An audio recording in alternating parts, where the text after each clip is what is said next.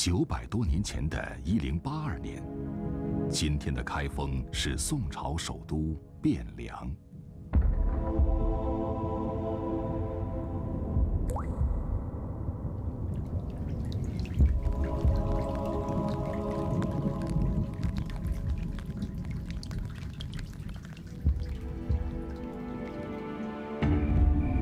这一天，皇宫内人们往来穿梭，紧张中露出喜色。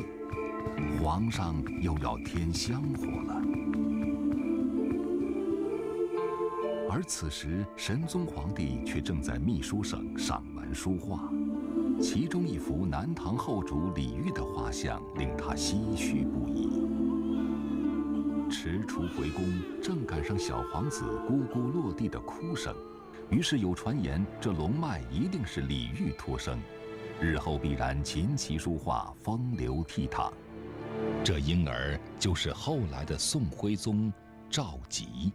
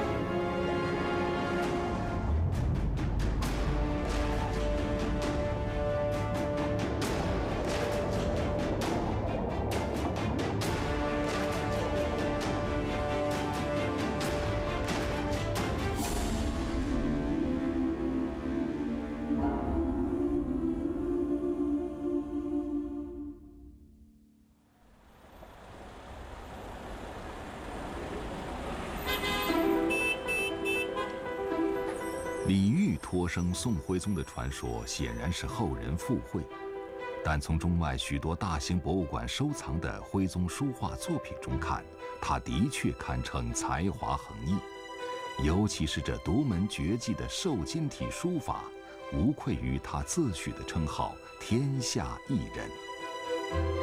他甚至把书画提升为科举取士的必考科目，但最能显示其艺术气质的，还是人所共知的5大名窑。河南禹州神后镇，老人们对这种大板唱腔的豫剧如痴如醉。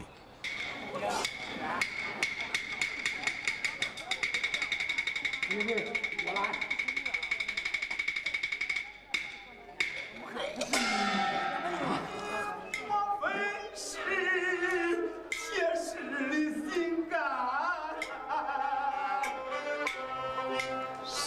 如果时光倒转1000年，这里更具魅力的事物，连宋徽宗都为之倾倒的，却是5大名窑之一——钧瓷。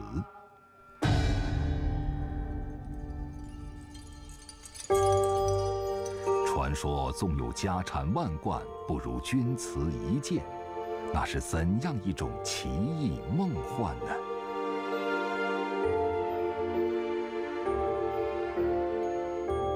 钧瓷的神奇处就在它的表面釉色上，这种蓝紫红交汇的色彩变化并非人工涂抹，宋人开创性的在釉料中加入红铜配方，再通过控制炉温和炉内气氛，让釉色自然窑变，有如天成。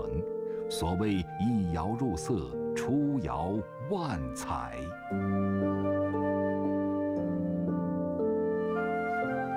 正因为结果难料，这手艺曾经长期失传。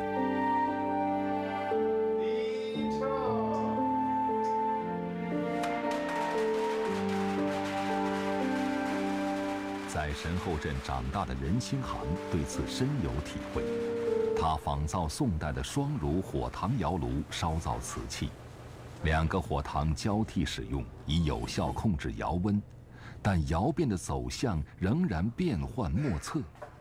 其实，在徽宗年间，也有10窑9不成之说。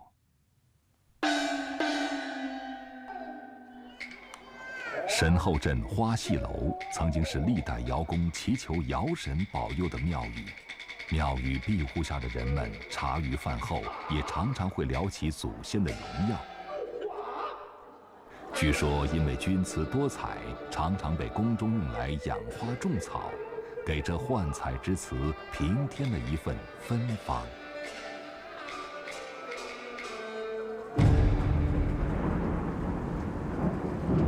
相比之下，宋徽宗似乎更青睐温文尔雅的汝瓷。相传某天徽宗午睡，一阵电闪雷鸣，风雨交加，瞬间又风停雨歇，云开雾散，露出一片晴空。徽宗醒后，发现不过南柯一梦，但梦中的天青色令他念念不忘，于是传旨要求御用窑厂烧造像雨过天晴云破处一般的天青色瓷器。尽管这故事存在争议，但徽宗的艺术品味足见一斑。一个生活在锦衣玉食、花团锦簇中的皇帝，对天青色那份单纯平淡如此迷恋，多少有些令人费解。北宋5大名窑：汝窑、钧窑、官窑、歌窑、定窑。除了纯正洁白的定窑白瓷，另外4种都属于青瓷系列。天青成为徽宗时代顶级瓷器的流行色，这种流行甚至超越时代。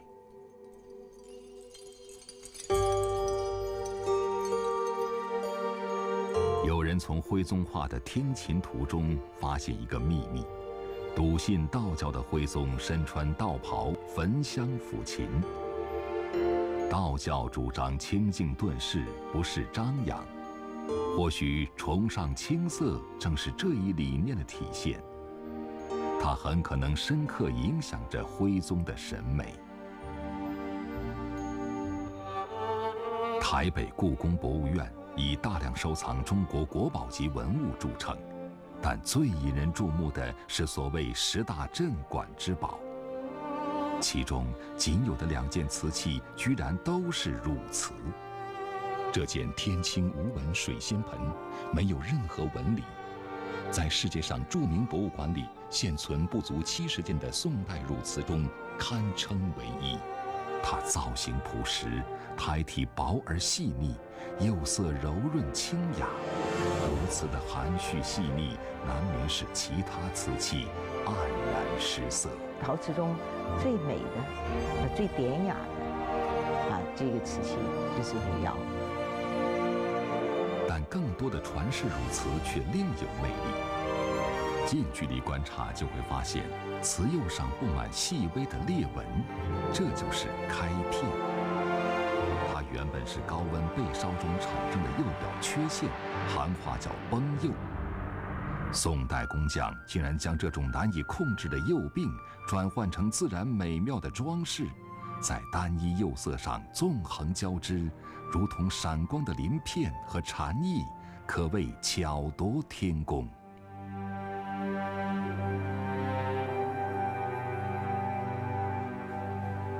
可惜汝瓷的命数不长，失传久远。直到1000多年后，孟玉松居然打算把它还原出来，并为此尝遍了酸甜苦辣。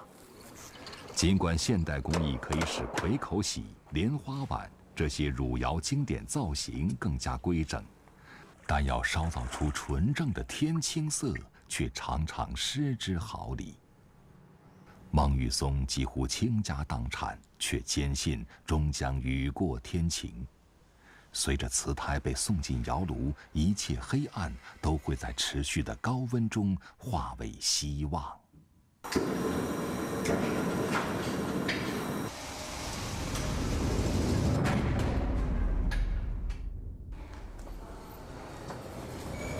重的窑炉之门，却是新生命的通道。在孟玉松看来，汝瓷是通灵的，他期待着那清亮的歌唱。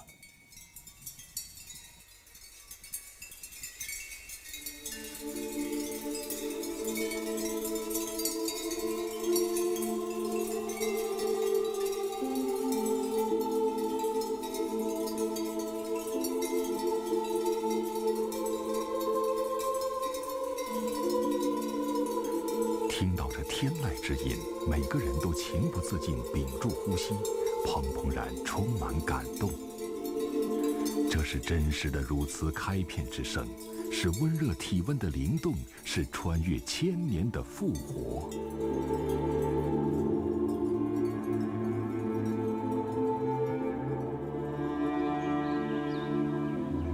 花开花谢，云卷云舒，过往兴衰，飘逝如烟。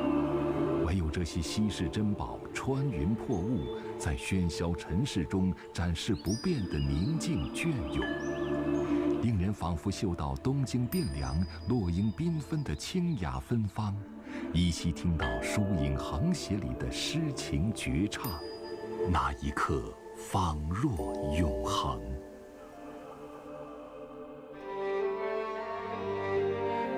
然而，翻开《宋史》，会发现一个怪现象：本来就屈指可数的武将，大多难得善终，而著名的文官却层出不穷，即使获罪，也不至杀头。这种重文轻武，让弱不禁风的宋代君主们不得不用城下之盟，换来一个充满陶醉的奢华时代。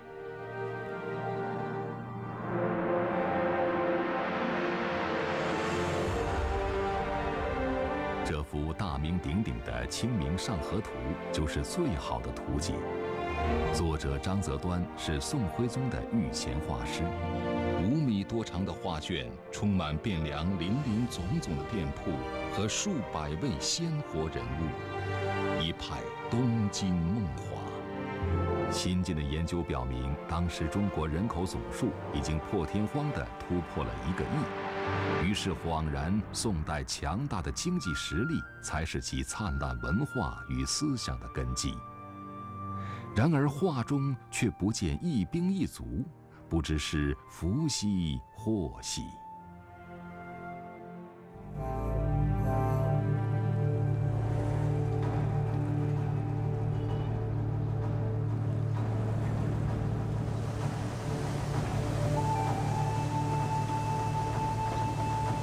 宋徽宗登基5年后的一天，福建泉州港像往常一样忙碌，一艘大型商船正在装货。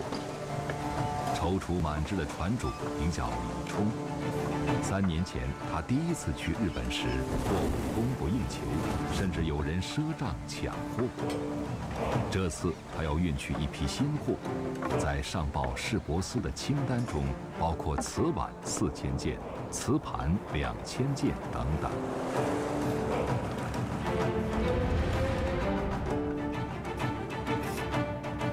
市舶司是宋代管理海外贸易的专门机构，相当于今天的海关。舶，大船；市舶就是海运贸易。市舶管理源于唐代，宋代时丝绸之路受阻，海上商道取而代之，设置市舶司的港口城市逐渐增多，像广州、明州、杭州、泉州等等。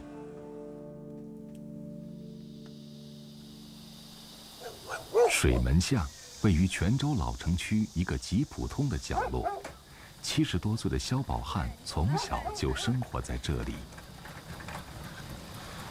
清朝初的时候，我们就搬来了。我们姓萧的有名的不大一样，现在有改造啊什么的，这一看都变了样了。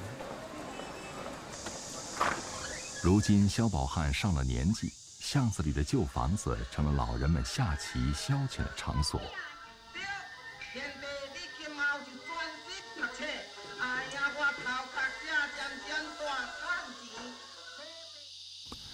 屋内挂着一幅画，上面几个字“泉州市舶司”，画他的是萧宝汉的儿子。我在街边原来老人们经常在房前屋后发现一些古老的建筑构件。经过他们业余的考古，居然发现这不起眼的小屋正是宋代市舶司的旧址。屋前这条寂寞的小河，则是当年海船报关的河道。我小时候看见了很多小孩子都在那边钓鱼了、游泳了。可以想见，900年前这里一定往来穿梭，人声鼎沸。前来报关的，除了李冲那样的中国商人，也有从西亚远道而来的阿拉伯人。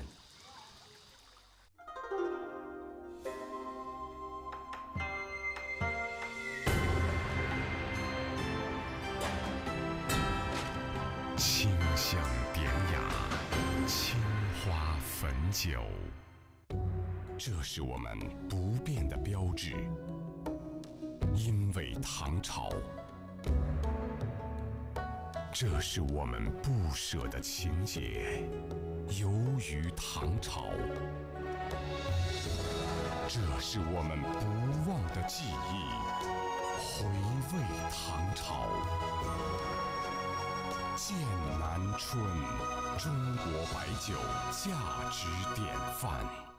2001年，农夫山泉在长白山建立第一座工厂，第一个10平方公里水源保护区，第一条专用铁路。我们是大自然的搬运工。衣服系在人身，呵护衣服，我选超能植萃低泡洗衣液，不伤衣物，不伤肤。超能植萃低泡洗衣液，超能女人用超能。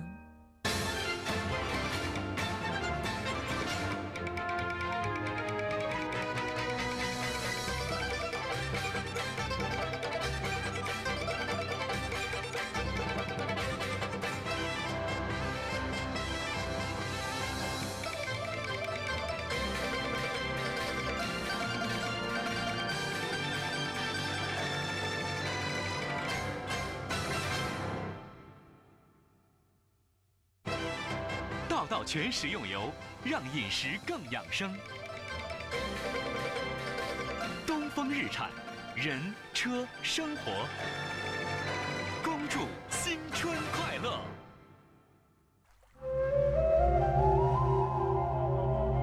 求之去吧，哪怕远在中国。这句话写在泉州海外交通史博物馆中。据说它出自先知穆罕默德。无论如何，这是1000年前阿拉伯人眼中的中国，遥远而神秘。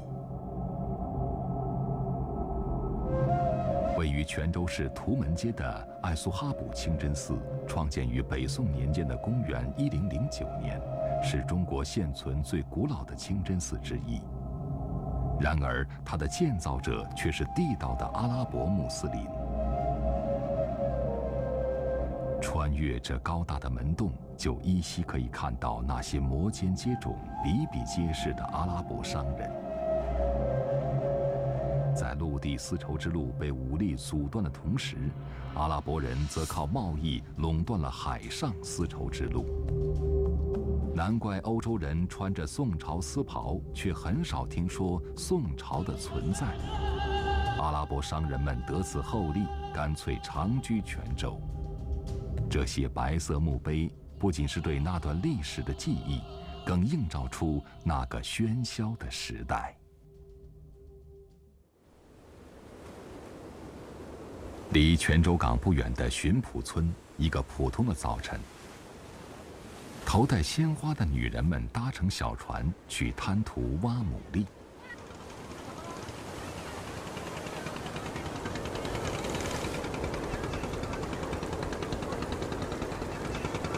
他们的时间只有涨潮前的3个小时。这个时节，海上气候多变，全面近海，男人们赋闲在家，而牡蛎新鲜好吃，卖价不错，正好贴补家用。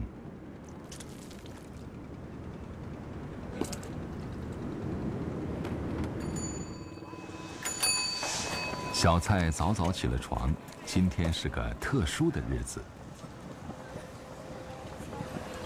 本地渔家女们的服饰和发型与众不同。更具传奇色彩的是，村民们据说都是阿拉伯后裔，其中就包括宋朝大商人蒲寿庚的女婿。当年他一人就拥有80艘商船。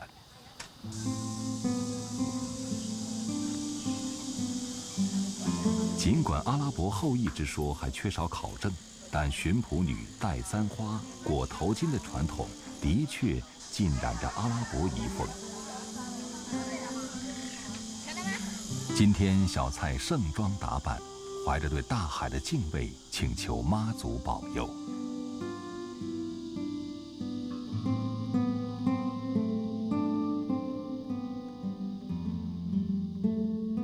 出海也是很辛苦啊，起风浪很大，要是又不小心，也会造成什么事故啊，要特别小心啊！保佑家人咯，保佑我小孩咯，保佑我老公咯，保佑我公公婆婆咯，全家平安那些都。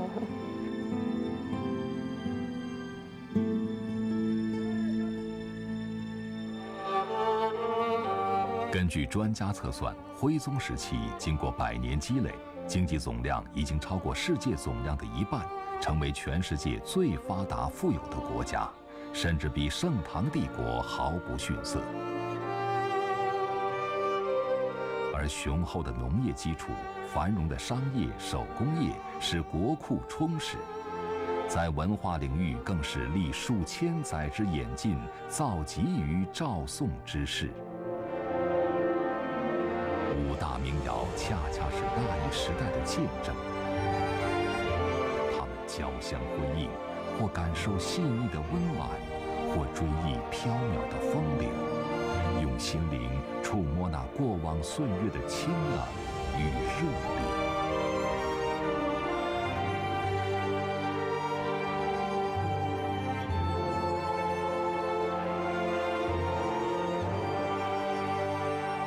然而，自从100年前宋真宗与辽代契丹政权签订金钱换和平的澶渊之盟以后，宋辽之间120年无战事。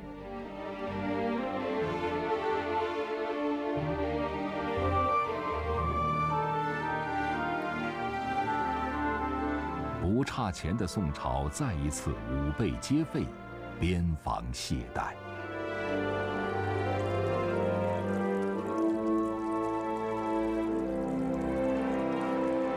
然而，金钱不可能永远安抚掠夺的贪婪。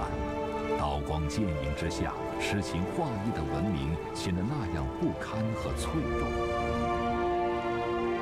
公元1127年，女真人终于攻进京城，徽宗、钦宗父子被俘，所有的荣华富贵和风花雪月，连带那幅《清明上河图》，都在粗鲁的喘息声中被剥夺一空。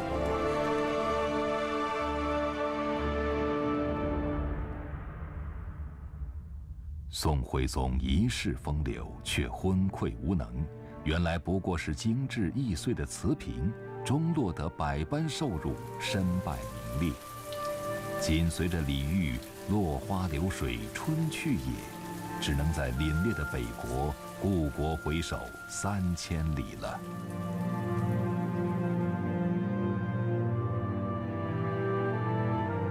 3年后，宋徽宗死于金朝的五国城，位于今天的黑龙江省依兰县。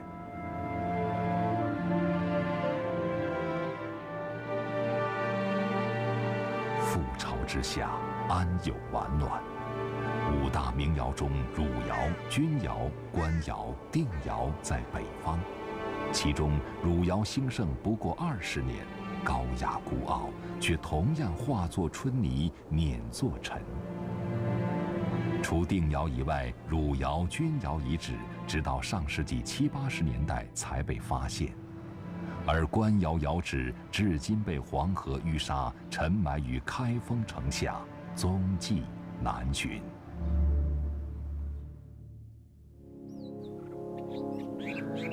北宋灭亡后，偏安杭州的南宋朝廷能一路载歌载舞，确实要感谢江南这鱼米之乡的富甲天下，而且省去了北宋漕运的辛苦与成本。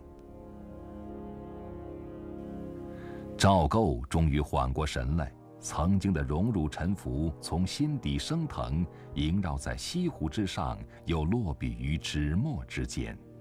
书法使他成为宋代又一个昏聩的文人皇帝。南宋皇帝们是否迷恋瓷器，史书似无记载，却有载云：北宋官窑沉寂后，南宋主持皇家营造的修内司，习徽宗旧制，建修内司窑。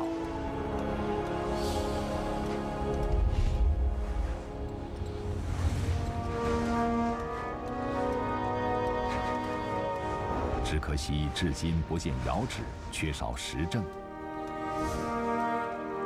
倒是1956年，在杭州发掘出另一处南宋官窑交坛下窑。和北宋官窑相比，它们少了些许厚重，多了几分妩媚；少了一分肃穆，多了一丝柔婉。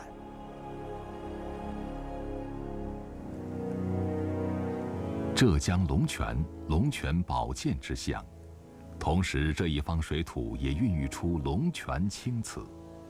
它一反越窑、耀州窑的深沉，以色泽如玉的粉青、梅子青、粉末登场，达到青瓷的至高境界。瓷器在这历史阶段，不光是让说是让这个入关搁那，全国领域的都在创新。你看磁州窑啊、耀州窑啊、龙泉窑系的这个青瓷类型的青白瓷这一类，这都在发现很多。不但那样，还同时还在互相模仿，所以就是一个大发展的一个时期。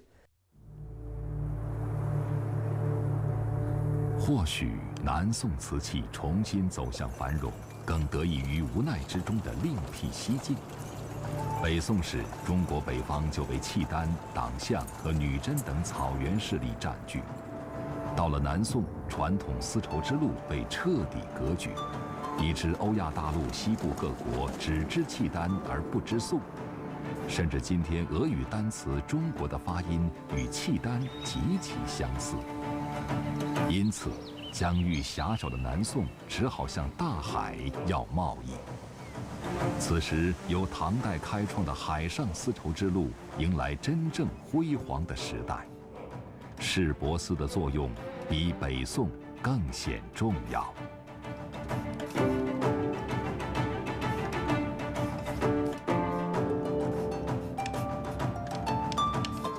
连高宗赵构都为之心动，市舶利最后，若错置合宜，所得动以100万。意思是，只要市舶管理得当，轻易就能赚取100万厚利。北宋徽宗把玩的瓷器犹如金屋藏娇，而高宗却看到了它们的商业价值。当时仅泉州、广州、明州3处市舶司的税收就达到250万串铜钱，占全国的1/4。而泉州的瓷器价格甚至和黄金相等。南宋偏安一隅，南宋它所掌握的地方就是浙江、福建、广东，还有这个江南，就是长江以南啊这一块。那么它的整个经济发展也好，国力发展也好，是很有限的，它的税收都有一定的问题。所以南宋鼓励贸易。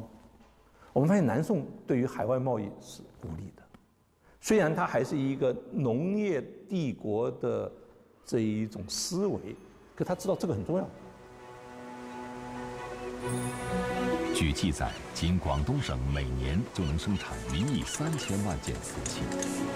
福建市舶司主管赵鲁士在其《诸藩志》中称，和南宋进行瓷器贸易的有15个国家和地区。但有资料显示，这一数字过于保守。日本学者山上次男形象的描述，从9世纪开始，中国瓷器像水一样渗透到美索不达米亚的各个城市。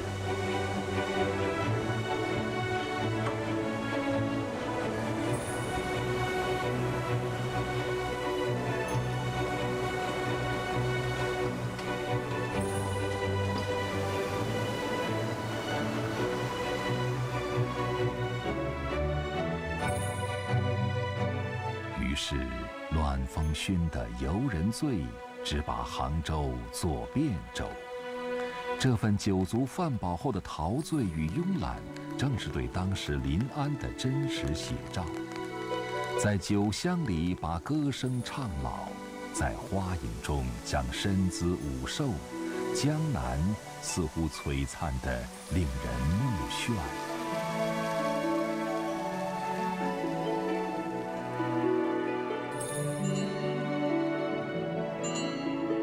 在这绚烂感召下，一位僧人从东瀛踏上西行朝圣之船。此时他无法预料彼岸将给他带来怎样的收获。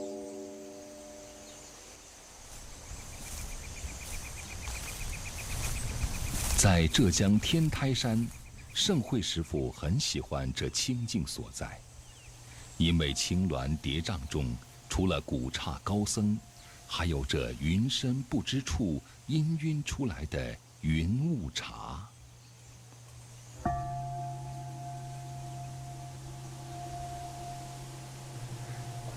此刻，山中万年寺这座始建于唐代的佛学院中，初学佛法的弟子们正在研读《妙法莲花经》，这是佛教天台宗最基本的教义。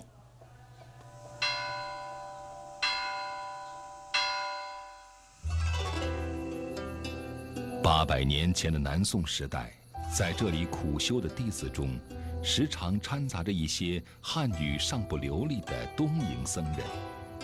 他们在明州登岸，慕名进入天台，其中一位名叫荣西。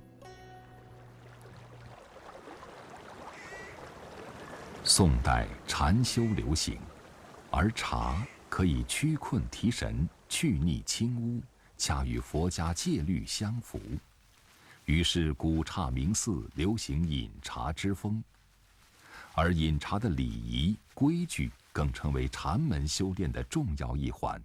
所谓茶禅一味。中国的禅宗从这个百丈怀海开始建立百丈清规之后，大多数的禅宗的寺庙都基本上沿着这个百丈清规的方式在那里进行，所以喝茶是一件很重要的一个规仪。今天已经修完佛学院全部课程的盛慧师傅，正因循古法，在每一步的亲手接触中参悟修行。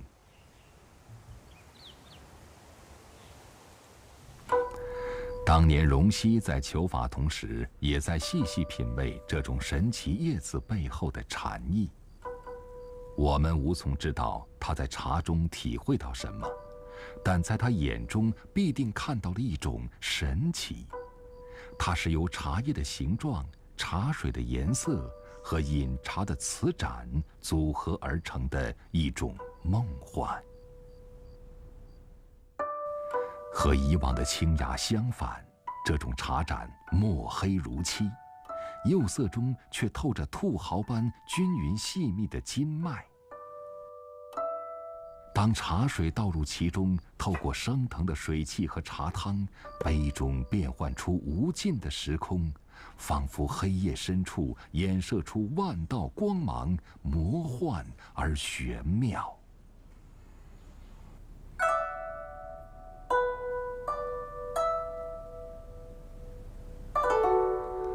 后来的事实证明，荣西显然得到感悟，因为当地百姓几乎每天都沉浸在一种玄妙中，这就是斗茶。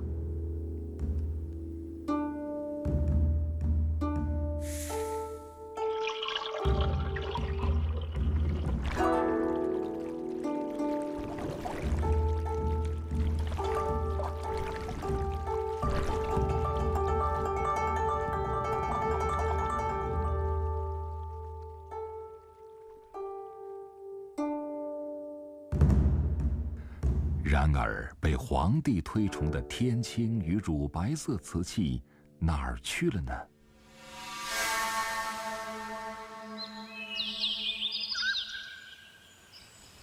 南宋黑釉茶盏的确不属于青瓷，顺藤摸瓜，原来它们产自武夷山下的建阳。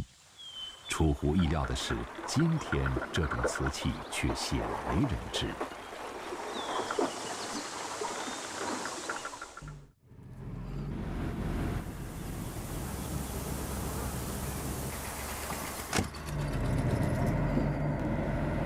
许家友曾经是建阳国营瓷厂的员工，工厂改制后便转行当了货车司机。转眼过去20年，连他自己都没想到，又开始重操旧业。我说我爱好，我没办法，我喜欢做，我没有把它忘记要做瓷，真的。凌晨3点，许家友已经1天1夜没合眼。龙窑里烧制的黑釉瓷胎，是自己整整3个月的辛苦成果。柴火从窑头添到窑肚子，越往后越得小心谨慎。只要熬到天亮，窑火就可以停了。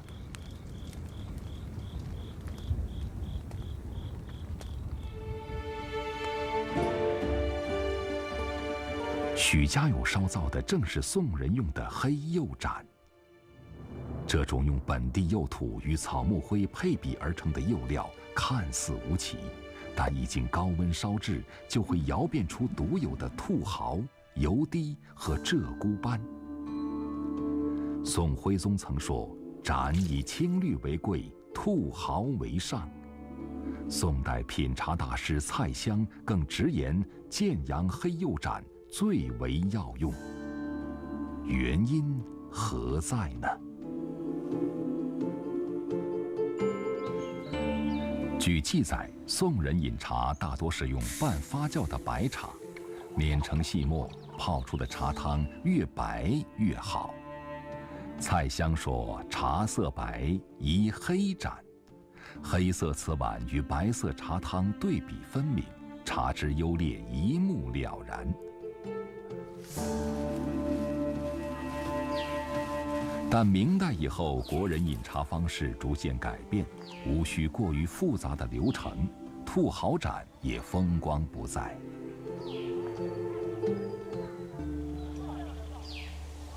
但许家友还在坚守着。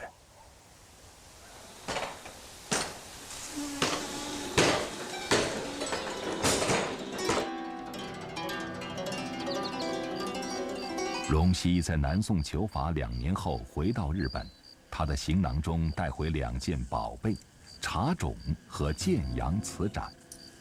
他在日本一落地便撒下茶籽，继而又写出日本第1部茶书《吃茶养生记》，于是他被尊为日本茶祖。而建盏以及宋人喝茶的方式也被保持下来，逐渐发展成日本的茶道。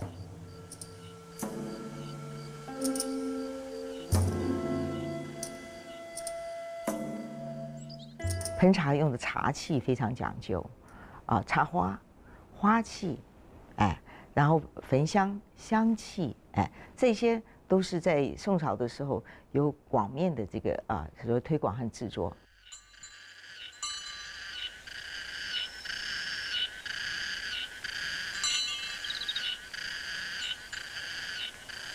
长江秀丽，日本制瓷人。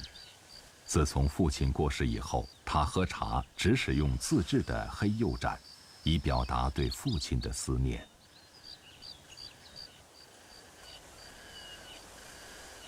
私の父がこの曜変天目の研究を始めまして、でその死後引き継いでその仕事をやっているということです。为此，他多次到中国建阳学习制瓷，并坚持从建阳进口全部原材料，尝试制作血统纯正的建盏。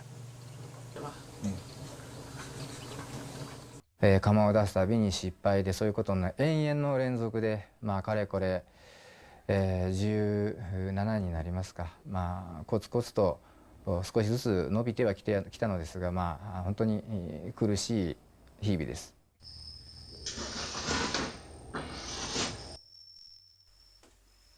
这些父亲留下的老照片所释放的情怀，已经融入到瓷泥之中，每天都在他指缝间流淌，最终定格为这种日风浓烈的曜变天目展。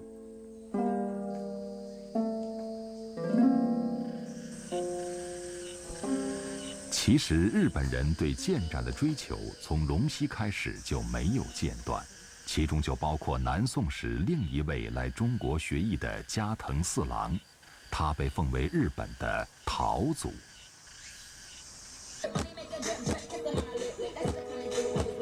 日本濑户每年都会围绕陶祖举行隆重的陶瓷文化节。主会场上各色人物郑重其事，街头巷尾游客与小贩却洋溢着轻松欢乐。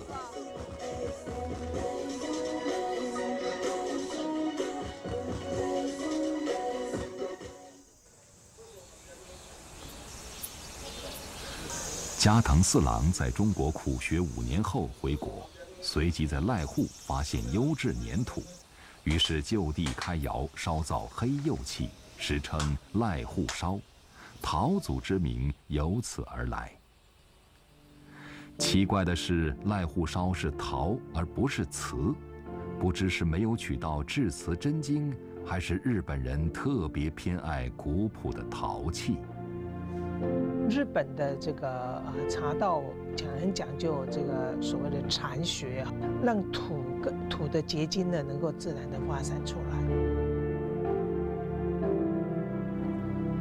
不仅日本，在瓷器诞生后的1000多年里，陶器仍然以其质朴憨厚的姿态，在世界各大文明中不可或缺。那种将瓷土幻化成瓷器的技艺，仍然作为中国人的祖传绝活一脉单传。挑战似乎与模仿者无关，而是如何把这些美轮美奂的物件及时贸易到望眼欲穿的海外诸国。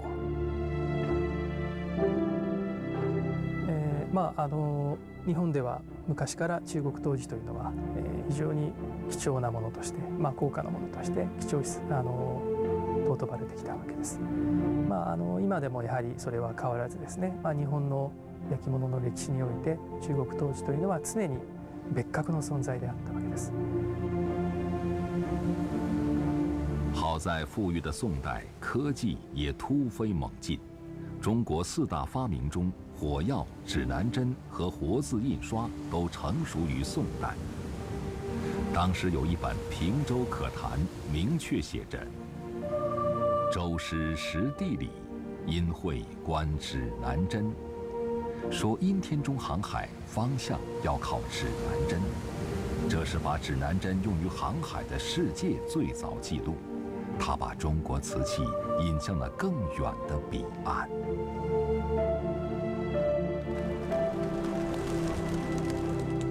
泉州著名古刹开元寺内陈列着一艘1974年出土的古代沉船，经考证，它建造于宋代。尖底，头小尾阔，有多个水密隔舱，显然是一艘海船。由于海面风浪大，尖状船底既可以降低重心，扩大载物空间，航行阻力也不大。多层水密隔舱的应用，即使一舱进水，也不会全船沉没。这一技术比西方早了几百年。尤其尾舵的发明，使航船更易于操控。宋代大型海船有10桅10帆，可乘400-500人，载重150吨，绝对是世界之最。水下考古的发掘、沉船的资料，我们可以知道，当时的那些船，其实都不是现代的这个机动船，是吧？一船可以运上5、6万件瓷器，一直可以运到这个印度洋到东非。在南宋大兴海上瓷器之路的同时，欧洲人也不甘于被阿拉伯人常年垄断海上贸易，他们开辟了印度洋航线到达南亚，2条航路相向对接，东西方之间一条完整的航线全然畅通。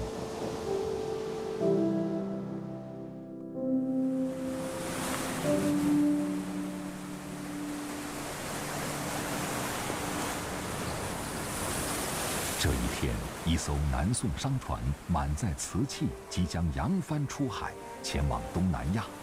财富和梦想等待着他们。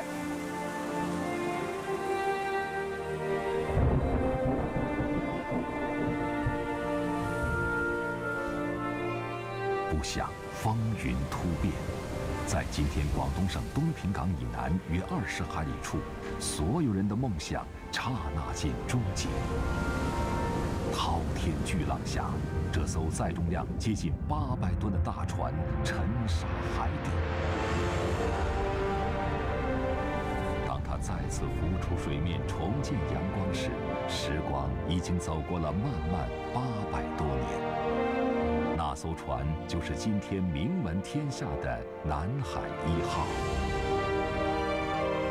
没人知道这汪洋之下还沉默着多少繁华旧梦，但正是他们用无数斑斓的碎片铺就了灿烂的海上陶瓷之路。公元1279年，在离南海1号沉船不远的地方，南宋丞相背着年仅8岁的小皇帝赵昺投海而亡，宋王朝就此终结。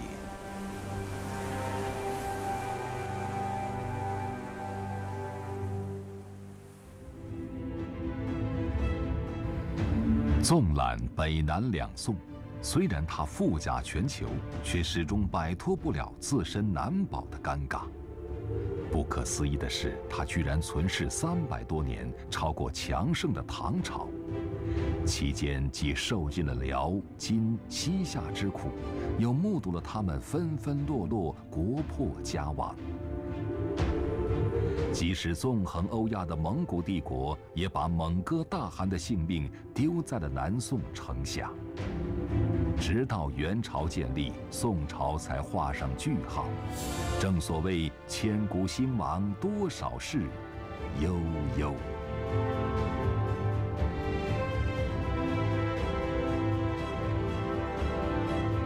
昔日锦绣都已化作尘烟，但宋文明那些斑斓印记，是隐匿在青瓷彩釉里的故事，是镌刻于温润柔婉上的传说，是盛世华章与战争离乱的悲喜，是壮怀豪情与小桥流水的一叹三叠。而瓷器正是那一时代的不朽记忆。